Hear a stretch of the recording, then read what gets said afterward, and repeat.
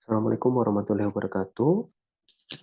Untuk materi tentang ekonomi sumber daya alam dan lingkungan, pertemuan kedua ini kita akan belajar tentang the economic approach, property rights, externalities, and environmental problems. Jadi, poin yang akan kita pelajari hari ini adalah terkait dengan property rights ya, atau hak-hak properti, eksternalitas, dan juga permasalahan-permasalahan dalam lingkungan. Pada materi ini saya akan menjelaskan terkait dengan perkembangan-perkembangan kerangka konseptual umum yang digunakan di dalam ilmu ekonomi ya, terkait dengan pendekatan masalah lingkungan.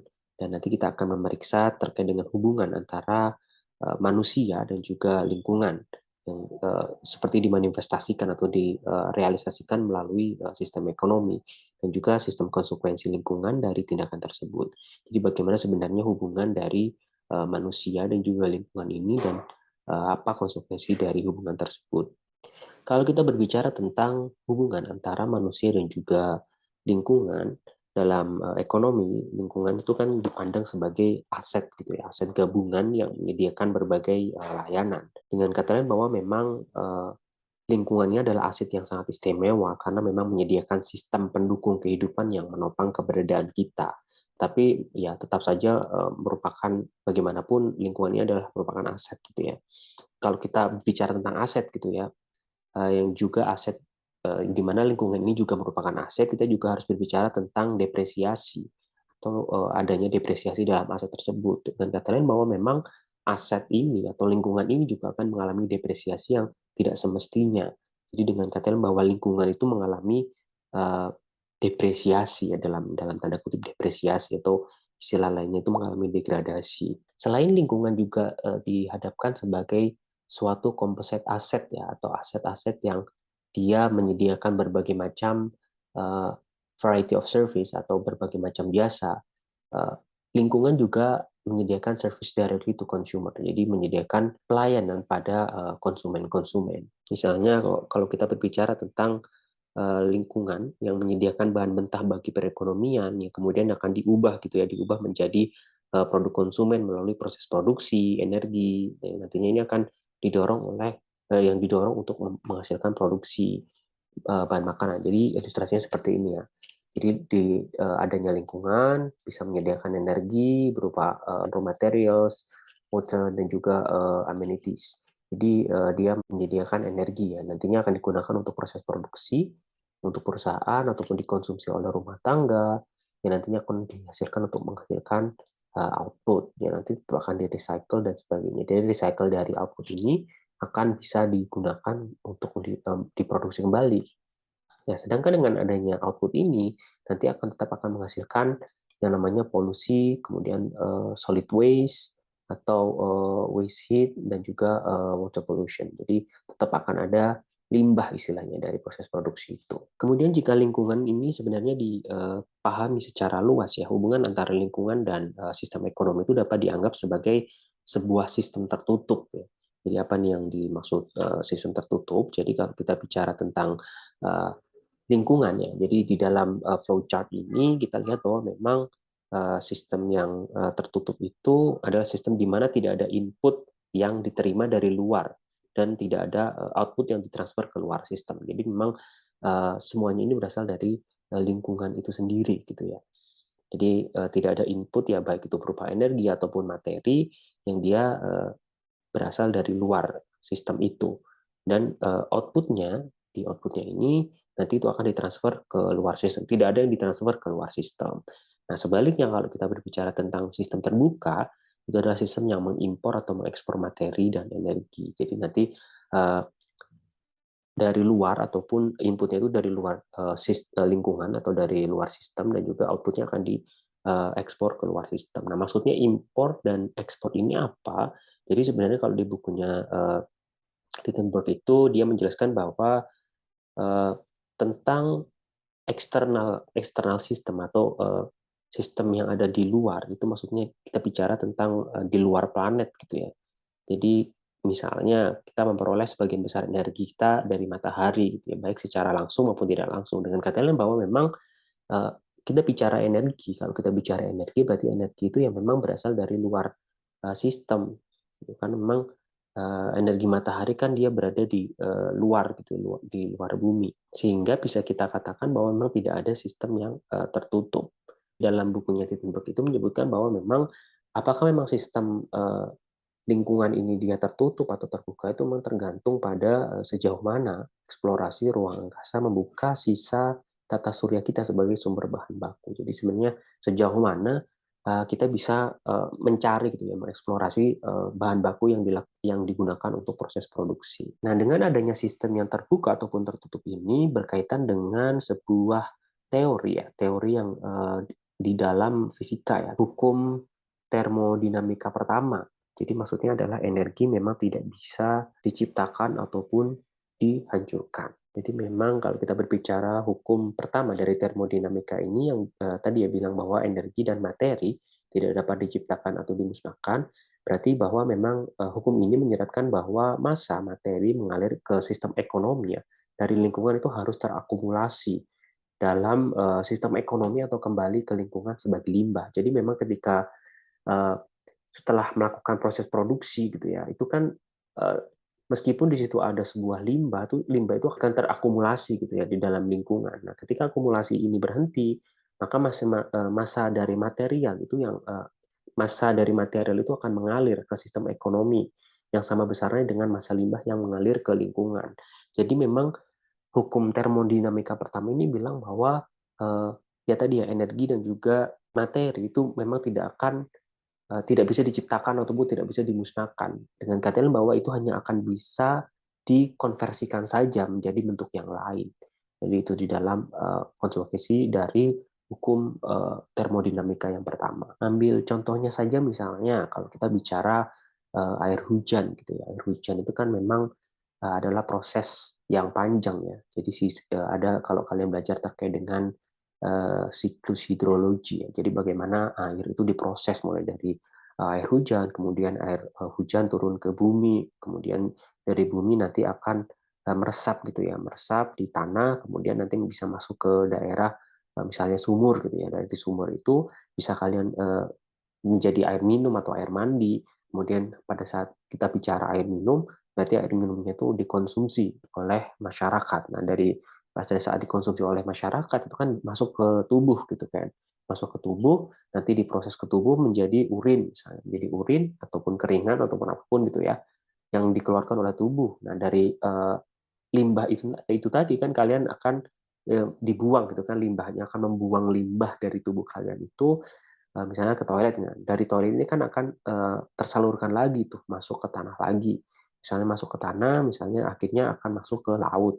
Nah, dari laut ini nanti akan menguap lagi ke atas awan, kemudian nanti akan menjadi air hujan lagi dan seterusnya. Di situ terlihat bahwa memang energi atau materi ya, atau energi atau materi itu memang tidak bisa diciptakan atau dimusnahkan, hanya bisa dikonversikan tadi. Jadi bentuk dari airnya tadi itu hanya berupa terjadi perubahan bentuk air. Jadi yang awalnya air hujan kemudian jadi air minum, kemudian jadi air urin dan sebagainya, itu kan hanya perubahan bentuk saja atau konversi saja. Jadi tidak bisa musnah. Nah, itu contoh dari hukum termodinamika pertama. Kemudian hubungan tentang manusia dan juga lingkungan itu juga tergambarkan di dalam hukum fisika yang lain atau disebut dengan hukum termodinamika yang kedua, yang populer atau yang biasa disebut dengan entropy law atau hukum entropi, di mana hukum ini tuh menyeratkan bahwa tidak ada konversi dari satu bentuk energi ke bentuk energi lainnya yang sepenuhnya efisien, dan konsumsi sisanya atau yang konsumsi yang setelah digunakan itu tidak lagi tersedia untuk pekerjaan lebih lanjut. Jadi memang hukum ini tuh menyebutkan bahwa dengan tidak adanya input energi baru, setiap sistem tertutup pada akhirnya harus menggunakan energi yang tersedia. Jadi memang ketika hubungannya dengan hukum yang pertama tadi gitu ya, bahwa ketika tidak ada energi yang dihasilkan, di situ akan sistem yang tertutup itu tadi akan menggunakan energi yang tersedia gitu ya. Sehingga karena memang ketika energi yang tersedia itu diperlukan untuk kehidupan, memang kehidupan berhenti ketika aliran energi yang berguna berhenti. Jadi hanya akan menggunakan energi yang tersisa saja kalau kita berbicara tentang sistem yang tertutup. Tadi kan kita sudah membahas tentang sistem tertutup ya, sistem tertutup dan terbuka yang memang kalau kita bicara bumi ya, tentu kita berbicara sistem yang terbuka karena memang kita masih mengandalkan banyak dari matahari. Nah, namun dari implikasi dari hukum entropi menyebutkan bahwa memang ketika aliran energi matahari itu masuk ke dalam bumi, tentu di situ harus ada energi-energi lain yang istilahnya memfasilitasi, gitu ya, memfasilitasi agar bumi itu energinya itu dapat termanfaatkan. Nah, masalahnya adalah pada saat memang cadangan energi yang selain matahari tadi itu jumlahnya habis, maka jumlah energi yang tersedia untuk berbagai macam aktivitas itu yang bermanfaat itu hanya akan ditentukan oleh aliran matahari. Selanjutnya adalah terkait dengan the economic approach atau pendekatan ekonomi. Jadi di dalam ilmu ekonomi terdapat sebenarnya dua jenis analisis ekonomi ya yang dapat diterapkan untuk meningkatkan pemahaman kita tentang hubungan antara sistem ekonomi dan juga lingkungan. Yang pertama adalah terkait dengan ekonomi positif. Positif ekonomis ini berusaha untuk mendeskripsikan apa yang ada di masa sekarang, what is, kemudian apa yang ada di masa lalu, what was, atau apa yang akan ada di masa yang akan datang, atau what will be. Nah, sebaliknya, kalau kita berbicara ekonomi normatif, itu dia deals with what ought to be. Jadi berurusan tentang apa yang seharusnya terjadi, gitu ya. Nah, namun ketika kita berbicara tentang dua approach ini atau antara positive economics dan juga normative economics, ketidaksepakatan ya dalam ekonomi positif itu biasanya bisa diselesaikan dengan perbandingan ke fakta-fakta gitu ya. Jadi what is, what was, or what will be misalnya. Dengan kenyataannya bagaimana seperti itu. Jadi kita hanya bisa melihat faktanya saja. Nah, sedangkan ketidaksepakatan dengan adanya normative economics ini itu tentu akan melibatkan istilahnya value yang ada gitu ya di dalam masyarakat biasanya. Nah, misalnya kita berbicara tentang uh, penyelidikan atau kita ingin meneliti tentang hubungan antara perdagangan dan juga lingkungan.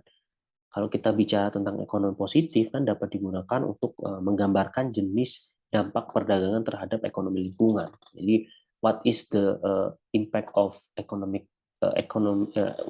what is the impact of trade and environment misalnya gitu, itu kan what is gitu ya. Nah, namun pertanyaan tentang dampak antara ekonomi dan juga lingkungan ya, ekonomi dari perdagangan tadi dan juga lingkungan itu tidak dapat memberikan panduan apapun ya tentang pertanyaan apakah perdagangan itu memang dibutuhkan atau tidak. Nah, penilaian ini tuh harus dilakukan oleh ekonomi normatif, di mana penting gitu ya, selain kita mengetahui dampak antara lingkungan dan juga perdagangan tadi, kita juga harus mengetahui apakah memang value-nya itu ada gitu ya di dalam proses antara lingkungan dan perdagangan. Jadi itu yang akan dibahas di dalam normatif economics. Nah, tadi kalau kita berbicara tentang surplus gitu ya, kalau kita masih melihat dari sisi konsumen, nanti kita berbicara tentang consumer surplus, di mana memang consumer surplus ini dilihat dari harga equilibriumnya dan juga harga perolehannya. Jadi misalnya di sini ya, ini kan harga maksimal ya, harga maksimal yang bisa dibayar oleh konsumen. Sedangkan pada saat memang harganya itu misalnya harga equilibriumnya di sini, berarti kan dia ada surplus konsumennya di sini. Atau ambillah misalnya sebelum di equilibriumnya ya di sini misalnya harga pasarnya di sini. Yang berarti kan di sini untuk konsumen-konsumen yang dia membayar di atas harga pasar, berarti kan surplus konsumennya di sini. Nah, karena harga pasarnya itu ada di P-star atau harga equilibriumnya ada di P-star, maka dia wilayah yang A ini adalah wilayah surplus konsumen. Jadi ini ya, surplus konsumen adalah nilai di mana konsumen-konsumen itu menerima dari alokasi dikurangi dengan biaya dari yang mereka peroleh. Nah, sama halnya dari sisi produsen ya. Kalau tadi dari sisi konsumen kita berbicara tentang demand curve-nya atau kurva demand-nya. Berarti kalau kita berbicara dari sisi produsen, berarti kita berbicara dari sisi supply curve. Jadi kalau kita berbicara tentang pilihan dari para penjual atau produsen, jadi misalnya dengan harga P-star ya, dari P-star ini, dari harga equilibrium ini, penjual itu berusaha untuk memaksimalkan surplus produsennya dengan memilih untuk di QS unit. Jadi dia berusaha untuk menjual di QS ini dan juga di P-star karena memang semakin tinggi harga maka akan semakin besar juga surplus dari produsen. Nah, beda dengan yang tadi ya, kalau kita berbicara consumer surplus, berarti memang semakin rendah harga, maka surplus konsumen itu akan semakin besar. Karena kan harganya itu bisa turun, misalnya turun gitu ya. Awalnya tadi di sini, berarti kan surplus konsumennya itu hanya di wilayah ini aja. Saya kasih warna beda. Misalnya awalnya dia harganya di sini gitu. Berarti kan surplus konsumennya itu hanya sebesar ini aja kan. Nah, sedangkan kalau misalnya harganya berubah gitu ya. Harga pasarannya berubah di sini, itu kan dia surplus konsumennya itu akan semakin besar. Nah, sama halnya pada saat surplus produsen itu juga sama. Jadi di sini misalnya produsen itu awalnya harganya misalnya di sini gitu ya. Harga produksinya itu misalnya awalnya di sini. Nah, berarti kan dia surplusnya itu hanya berada di sini kan. Produsen-produsen yang memproduksi di bawah harga pasarnya, misalnya di sini P1. Nah, berarti kan dia bisa mendapatkan surplus produsen kan hanya di sini. Nah, semakin tinggi berarti kan akan semakin banyak surplus yang didapatkan oleh produsen kan. Maka akan semakin banyak. Nah, ini sudah dibahas di dalam pengantar ekonomi mikro ya. Jadi mungkin yang masih lupa bisa dibuka kembali. Ya, kemudian kalau kita berbicara tentang ekonomi lingkungan ataupun ekonomi sumber daya alam, tentu sangat erat kaitannya dengan property right atau hak properti. Jadi kalau kalian membuka lagi ya terkait dengan 10 prinsip ilmu ekonomi, yang salah satunya adalah adanya keberadaan pemerintah atau peran pemerintah dalam menjamin adanya property rights atau hak properti bagi masyarakat. Nah, kalau kita bicara tentang hak milik atau property rights ya, memang cara produsen dan konsumen menggunakan sumber daya lingkungan itu bergantung pada hak milik yang mengatur sumber daya tersebut. Nah, dalam ilmu ekonomi, property right ini tuh mengacu pada sekumpulan hak yang mendefinisikan hak pemilik atau hak istimewa dan juga batasan-batasan untuk penggunaan sumber daya. Jadi dengan memeriksa hak tersebut dan bagaimana mereka mempengaruhi perilaku manusia, kita akan lebih memahami bagaimana masalah lingkungan itu muncul dari alokasi pemerintah dan juga pasar. Jadi kan tadi ya, kalau kita berbicara tentang peran pemerintah gitu, kalau semisal memang tidak ada jaminan dari pemerintah terhadap hak milik atau property rights, tentu ya masyarakat tidak akan termotivasi untuk mendapatkan untuk bekerja gitu, tidak ada motivasi masyarakat untuk bekerja, sehingga di situ penting sekali adanya property rights. Nah, kalau kita berbicara tentang hak milik gitu ya, kalau kita berbicara tentang struktur hak milik yang dapat menghasilkan alokasi yang efisien, berarti di sini ada 3 karakteristik utama. Ya. Yang pertama adalah exclusivity, jadi maksudnya atau eksklusivitas. Berarti bahwa memang semua manfaat dan juga biaya yang timbul sebagai akibat dari memiliki dan menggunakan sumber daya itu harus diperoleh pemilik dan hanya kepada pemilik baik secara langsung maupun tidak langsung melalui penjualan kepada orang lain. Jadi memang eksklusivitas ini memang penekanannya adalah kepemilikan sebuah hak milik gitu ya atau sebuah barang itu yang harus diperoleh pemilik dan memang hanya kepada pemilik. Karakteristik yang kedua adalah transferability atau dapat dialihkan atau pada saat memang semua hak milik itu harus dapat dialihkan dari satu pemilik ke pemilik lainnya dalam pertukaran sukarela. Ya, jadi memang hak milik itu bisa ya untuk dialihkan. Dan kedua adalah enforceability atau keberlakuan. Jadi memang hak milik ini harus aman dari perampasan atau tadi ya perambahan oleh orang lain. Tadi yang sudah saya jelaskan bahwa memang di salah satu 10 prinsip ekonomi kan ada peran pemerintah dalam mengelola atau menjamin adanya property rights. Nah, pada saat memang pemerintah itu tidak bisa menjamin adanya property rights atau hak milik, tentu kan banyak orang yang istilahnya males gitu ya untuk bekerja. Mikirnya mungkin ngapain gitu bekerja, karena memang orang mungkin akan merambah harta benda saya misalnya. Itu pada saat memang tidak ada jaminan kepemilikan dari pemerintah. Nah, dengan kata lain bahwa pada saat memang pemilik sumber daya dengan hak milik itu terdefinisikan dengan baik, maka mereka tentu akan memiliki insentif yang kuat untuk menggunakan sumber daya tersebut secara efisien. karena penurunan nilai sumber daya tersebut merupakan kerugian dari individu tersebut. Jadi memang tentu hak milik ini tuh menjamin adanya motivasi dari masyarakat untuk mencapai efisiensi pada saat menggunakan sumber daya.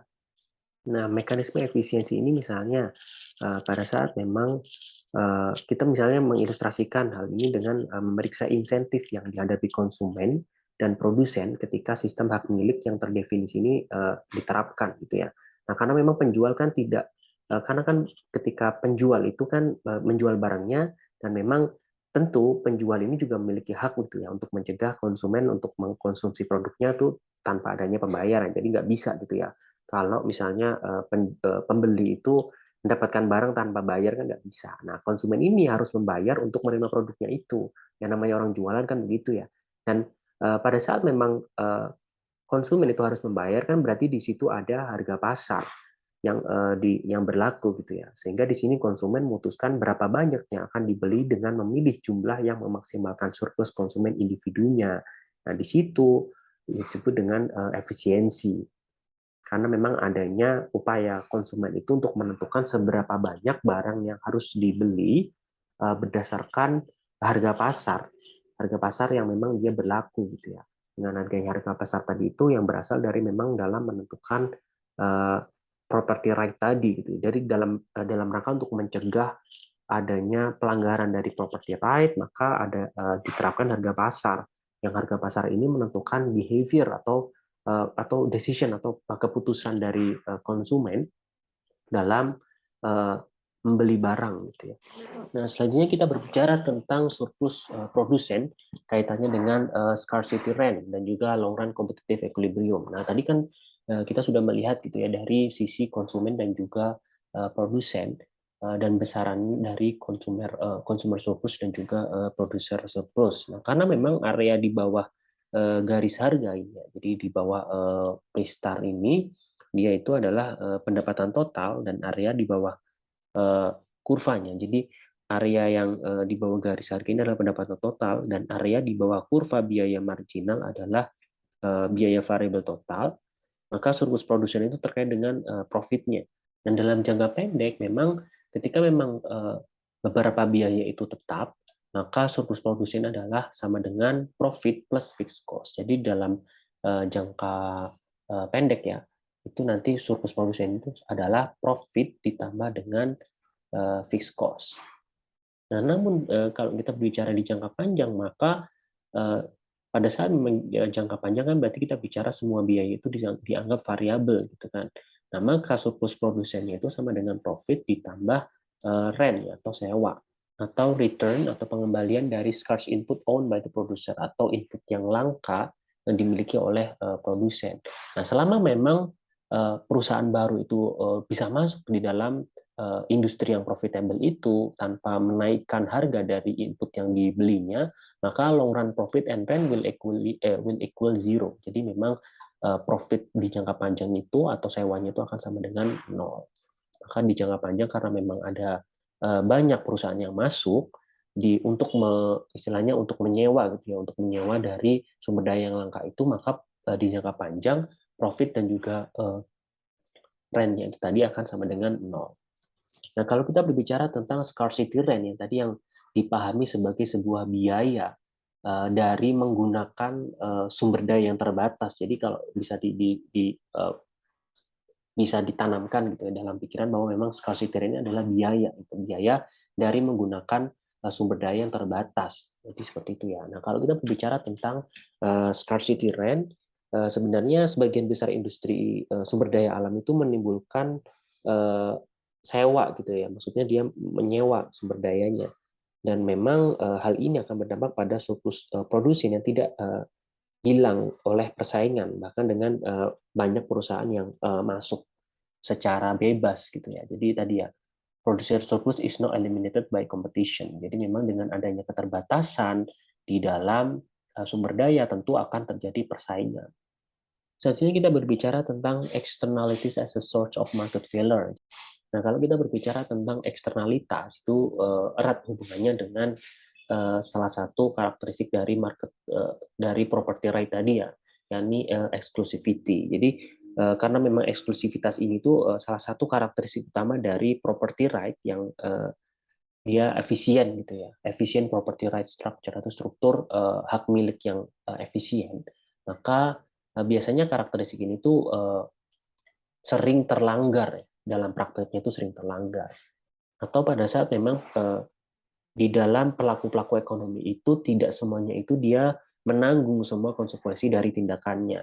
Nah, ini mungkin bisa ilustrasi ini bisa membuat lebih jelas. Jadi misalnya di sini ada dua perusahaan gitu ya terletak di tepi sungai. Misalnya perusahaan atau pabrik atau yang lain gitu ya. Misalnya di sini ada pabrik baja misalnya. Ini ada pabrik baja yang dia lokasinya itu lebih ke hulu atau berada di wilayah atas gitu ya. Dan ada hotel yang dia lokasinya di bawah hilir sungai. Nah, ini kan dia dua perusahaan ini tuh kan dia sama-sama berada di lokasi sepanjang aliran sungai kan. Nah, dan keduanya itu memang karena memang menggunakan sungai, tapi keduanya itu memiliki misalnya core perusahaan yang berbeda. Yang satunya hotel, yang satunya adalah baja gitu ya atau manufaktur. Nah, perusahaan baja itu mungkin menggunakan sungainya itu untuk wadah dari limbah. Jadi dia mungkin untuk membuang limbahnya itu dia buang ke sungai. Nah, sementara untuk hotel itu kan biasanya dia menggunakan sungai itu sebagai fasilitas rekreasi gitu kan.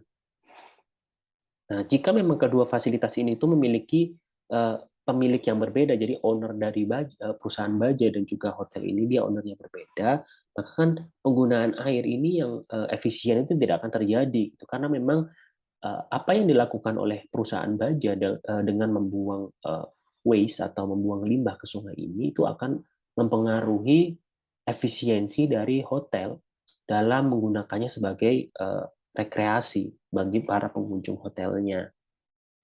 Nah, karena pabrik baja tidak menanggung biaya pengurangan bisnis di hotel itu akibat limbah yang dibuang ke sungai, maka di sini tentu akan terjadi eksternalitas. Jadi memang adanya kondisi di mana efisiensi ini tidak tercapai akibat dari pihak lain yang melakukan eh, aksi sendiri gitu. Jadi tadi misalnya hotel ini tidak bisa menggunakan sungainya secara efisien karena si baja ini sudah membuang limbahnya ke sungai. Seperti itu. Nah, sehingga bisa dikatakan bahwa eksternalitas itu terjadi ketika kesejahteraan dari beberapa agen atau beberapa perusahaan ini itu baik dari perusahaan atau rumah tangga gitu ya, tidak hanya bergantung pada aktivitasnya sendiri, tapi juga bergantung pada aktivitas di bawah kendali pihak-pihak yang lain. Nah, tadi berarti kan contohnya di sini peningkatan limbah di sungai itu menimbulkan biaya eksternal pada hotel ya, atau biaya yang tidak dapat diperhitungkan oleh perusahaan baja untuk dipertimbangkan secara tepat dalam memutuskan jumlah limbah yang akan dibuang. Jadi perusahaan baja itu membuang limbah itu kan seharusnya ada biaya gitu ya, ada biaya yang harus dimasukkan karena memang dia merugikan pihak yang lain, which is hotel gitu ya. Nah, ini biaya ini tidak dimasukkan ke dalam perhitungan profitnya profit atau biayanya si perusahaan baja. Jadi berarti di situ ada kegagalan pasar. Nah, sehingga kalau kita bisa ilustrasikan tadi pengaruh biaya eksternal, jadi biaya eksternal itu biaya yang tidak dimasukkan. Pengaruh biaya eksternal ini pada industri baja diilustrasikan misalnya di figur ini ya. Nah, yang memang produksi baja misalnya mau tidak mau harus melibatkan produksi populasi dan juga produksi baja. Jadi permintaan baja misalnya ditunjukkan oleh kurva D gitu ya. Misalnya di sini ada kurva demand of steel atau baja dan biaya marginal pribadi untuk memproduksi baja. Jadi misalnya di sini ada nah di sini tuh ada dua jenis marginal cost, berarti kan di sini ada dua kurva biaya marginal di mana dia ada marginal cost of private. Jadi private-nya itu dia awalnya di sini, di mana pada saat dia marginal cost tanpa memasukkan biaya eksternal tadi atau biaya yang ditimbulkan akibat dia membuang limbahnya tadi. Nah, karena memang masyarakat itu mempertimbangkan biaya polusi dan juga biaya produksi baja, maka fungsi biaya marginal cost mencakup kedua biaya ini. Dan di sini dia tergambarkan di dalam MCS ini. Maka dia di sini terjadi kenaikan marginal cost. Nah, sehingga yang awalnya itu dia ada di Keystar dan P-Star-nya itu ada di sini, dia bergeser ke kiri. Sehingga kita di sini bisa menyimpulkan bahwa pada saat produsen itu tidak memasukkan biaya eksternal atau biaya eksternalitas tadi ya, itu tentu akan membuat outputnya itu cenderung lebih besar atau over value gitu ya. Padahal kan awalnya itu dia di sini kan, pada saat dia tidak memasukkan eh, biaya eksternalitas, maka dia outputnya dari QM. Nah, pada saat dia memasukkan biaya eksternalitas, dia outputnya itu akan menurun. Seharusnya itu tidak sebesar ini gitu ya, pada saat dia masukkan biaya eksternalitas. Nah, dia the output of the commodity is too large, jadi akan cenderung terlalu besar. Nah, yang kedua adalah too much pollution is produced. Nah, dengan adanya eksternalitas polusi tadi itu akan menimbulkan polusi. Dan tadi seharusnya memang limbah itu diolah kembali atau dibuang di tempat yang tepat kan, tidak dibuang di sungai. Nah, di situ ketika memang dibuang di sungai maka akan menimbulkan polusi. Nah, the price of products responsible for pollution are too low. Jadi harga pada saat memang dia menerapkan harga di PM ini, itu kan dia harga di mana dia under value kan. Dia harganya itu istilahnya tidak menggambarkan harga yang sudah mencakup atau istilahnya harga untuk yang bertanggung jawab terhadap kerusakan lingkungan. Maka di sini harganya harus dinaikkan jadi P-Star. Nah, yang keempat adalah as long as the costs are external, no incentive to search for ways to yield population per unit of output are introduced by the market. Maksudnya adalah selama biayanya itu bersifat eksternal, tidak ada insentif untuk mencari cara untuk menghasilkan lebih sedikit polusi per unit output yang diperkenankan oleh pasar. Jadi seperti itu. Dan yang kelima adalah adanya daur ulang ya, recycling and reuse of polluting substance are discouraged because release into the environment is so inefficiently cheap. Jadi maksudnya adalah karena memang biaya itu biaya recycle itu kan sebenarnya biasanya lebih mahal gitu ya daripada atau reuse, biaya reuse atau recycle itu cenderung lebih mahal, maka dia tidak istilahnya tidak didorong gitu ya oleh perusahaan karena memang merilis into environment is so inefficiently cheap. Jadi maksudnya adalah ketimbang dia itu mereuse atau recycle yang cenderung lebih mahal, dia akan prefer untuk membuang gitu ya, membuang waste-nya atau limbahnya itu ke lingkungan yang sebenarnya itu cenderung tidak efisien dan nah sehingga dengan adanya efek ketidaksempurnaan pasar tadi ya, dengan adanya market failure itu dalam suatu komunitas itu akan mempengaruhi permintaan bahan baku, kemudian tenaga kerja dan juga yang lainnya. Nah, sehingga efek akhirnya itu adalah adanya berdampak pada seluruh perekonomian. Nah, selanjutnya adalah public goods. Jadi tadi kan kita sudah berbicara tentang property rights ya, jadi hak milik. Jadi hak milik yang memang dijamin oleh pemerintah. Sekarang kita berbicara tentang public goods atau barang-barang publik atau barang-barang milik umum ya, yang memang didefinisikan sebagai barang yang menunjukkan konsumsi yang tidak dapat dibagi dan tidak dapat dikecualikan. Jadi dia non-excludability. Non-excludability ini dia mengacu ke keadaan di mana memang setelah sumber dayanya itu disediakan, bahkan mereka yang gagal membayarnya tidak dapat dikecualikan dari menikmati manfaat yang diberikan. Jadi ini ya, once the resource is provided, even those who fail to pay for it cannot be excluded from enjoying the benefit it confers. Jadi maksudnya dia dengan meskipun dia sudah yang membayar ataupun yang tidak membayar itu tentu akan menikmati ya, enjoying the benefit yang ditawarkan oleh barang publik. Selanjutnya yang terakhir adalah imperfect market structure. Jadi kalau kita berbicara tentang masalah lingkungan, itu juga berkaitan dengan bagaimana pada saat salah satu pihak atau agent gitu ya dalam ekonomi itu dalam pertukaran itu mampu menggunakan kekuasaan yang berlebih. Jadi memang tadi ya berkaitan dengan property right. Nah, kondisi ini tuh bisa terjadi itu pada saat memang suatu produk itu dijual oleh satu penjual atau bisa disebut dengan monopoli. Jadi di situ ada uh, kegagalan pasar dari imperfect market structure atau struktur pasar yang tidak sempurna. Jadi misalnya kalau dulu saya menjelaskan terkait dengan uh, pada saat memang adanya harga naik, maka dia supply-nya yang harusnya naik ternyata tidak naik. Itu kan salah satu bentuk dari imperfect market structure atau struktur pasar yang tidak sempurna. Jadi terjadi market failure gitu ya. Yang terakhir adalah government failure. Jadi kalau kita berbicara tentang inefisiensi, sebenarnya uh, tidak hanya pasar saja gitu yang berkontribusi terhadap adanya inefisiensi, melainkan juga adanya kegagalan pasar. Jadi misalnya di situ ada proses political atau proses politik gitu ya, yang bisa dia menentukan adanya inefisiensi. Nah, ketika memang adanya environmental problem atau masalah-masalah lingkungan itu terjadi pada saat adanya kegagalan dari political rather than economic institution. Jadi di situ ada proses kegagalan politik yang membuat terjadinya permasalahan-permasalahan uh, lingkungan. Baik, sudah selesai. Ini adalah referensi atau buku yang saya gunakan ya. Ya, saya menggunakan punya Tittenberg pada edisi 9. Jadi mungkin bisa langsung di-download. Sekian untuk materi hari ini. Terima kasih. Wassalamualaikum warahmatullahi wabarakatuh.